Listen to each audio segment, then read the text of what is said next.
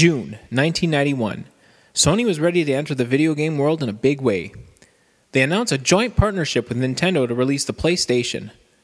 This machine would be a CD add-on for the Super Nintendo, much in the same way that the Sega CD was to the Genesis. For Sony, this was going to be a way into the video game world, but Nintendo had other plans. The day after Sony announced its plans for the CD add-on, Nintendo made an announcement of their own. They announced that they were not working with Sony, but with Sony's rival, Philips. Sony and Nintendo had worked together in the past, when Sony designed the audio chip for the Super Nintendo Entertainment System. The audio chip for the Super Nintendo was one of the advantages that it had over their rival, the Sega Genesis.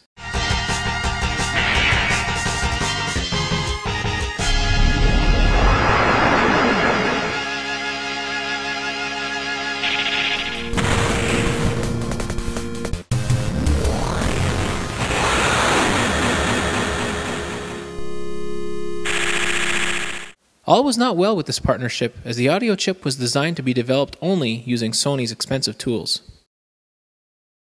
The CD add-on was never released by Philips or Nintendo, and what we got instead from Philips was the CDI, which is widely considered as one of the worst gaming consoles of all time. After the fallout between Nintendo and Sony, Sony decided to go back to the drawing board and make something revolutionary in gaming. Codenamed the PSX, or the PlayStation X, this console would be a dedicated game machine that used CD-ROM instead of cartridges. Sony's plan was to make the console easy to program for with the implementation of 3D graphics. The console would be designed by Ken Kutaragi, who had designed the audio chip for the Super Nintendo. Sony was ready to deliver a powerful piece of hardware, but didn't want to end up like Atari with the Jaguar or Philips with the CDI. Now, Sony didn't know much about video games, but they were smart enough to know that they didn't know. They assembled many of gaming's greatest developers and were able to work with amazing companies like Namco. This helped Sony get great exclusive games, such as Ridge Racer at launch.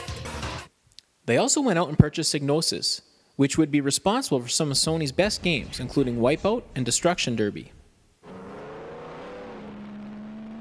Another key to the success of the PlayStation was the controller.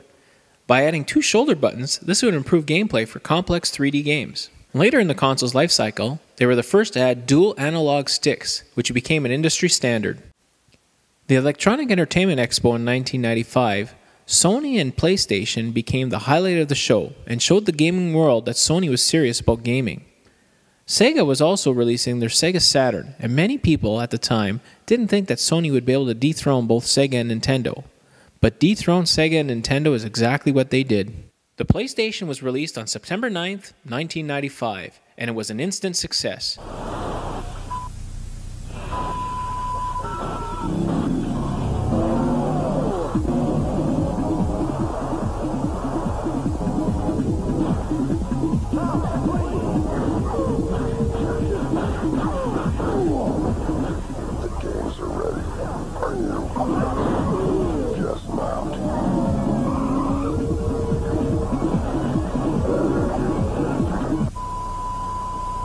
It was released at $299 and was $100 less than the Sega Saturn. The console had already pre-sold over 100,000 units, and stores could not keep them in stock. Sony made gaming cool for an older audience and spent a rumored $40 million to advertise. The PlayStation's main competitor were the Sega Saturn and the Nintendo 64, and the PlayStation was able to outsell both consoles combined. It was the first console to sell over 100 million units and had a great library of games throughout its life cycle. Today, I don't own a PlayStation anymore, but the beautiful thing about the PlayStation 2 and PlayStation 3 is the ability to play all the classics as well as the not-so-classics from the original PlayStation days.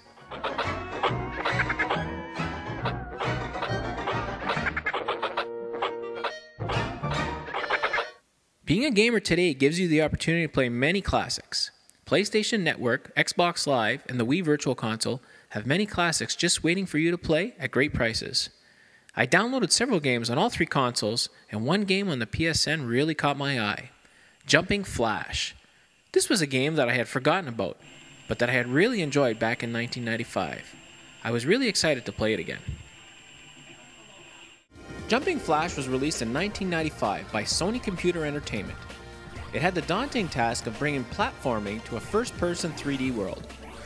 The story is as follows. An evil astrophysicist named Baron Aloha has removed giant pieces of land from the crater planet to turn them into his own private resorts.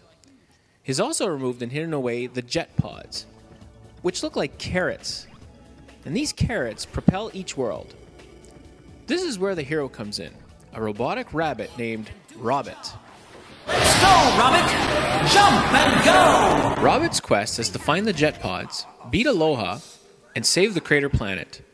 The game is made up of 6 worlds with 3 areas in each. The 3rd level of each world is a boss fight, and these boss fights can be very easy. The boss levels are a weak part of the game for me, with not much strategy involved. Just jump on the enemy over and over again, and you win.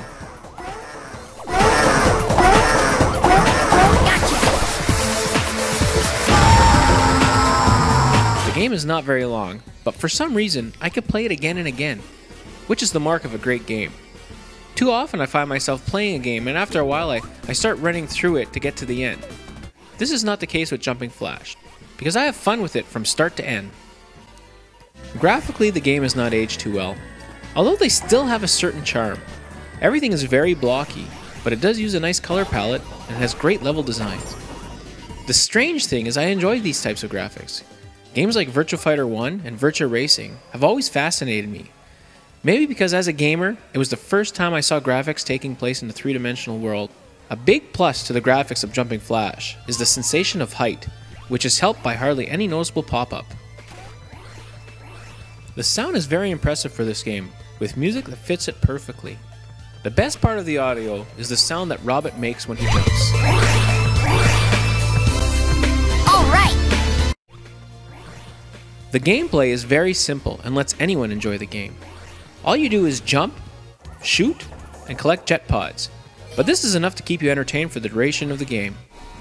Now, if any game in the early PlayStation days needs an update, it would be Jumping Flash. The game does play well with the digital pad, but an update on the PlayStation 3 with analog control would make this great game even better. The game received great reviews at the time, but other 3D platformers like Super Mario 64 would follow and become the standard. When I first played this game, I had a blast and would have given it a 5 out of 5. The game is still a lot of fun today, and isn't that what's most important when playing video games?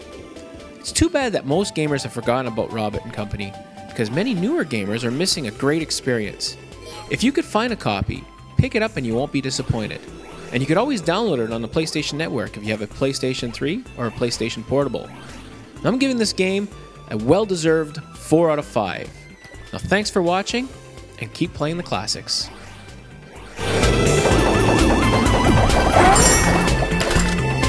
Machine, never underestimate the power of science.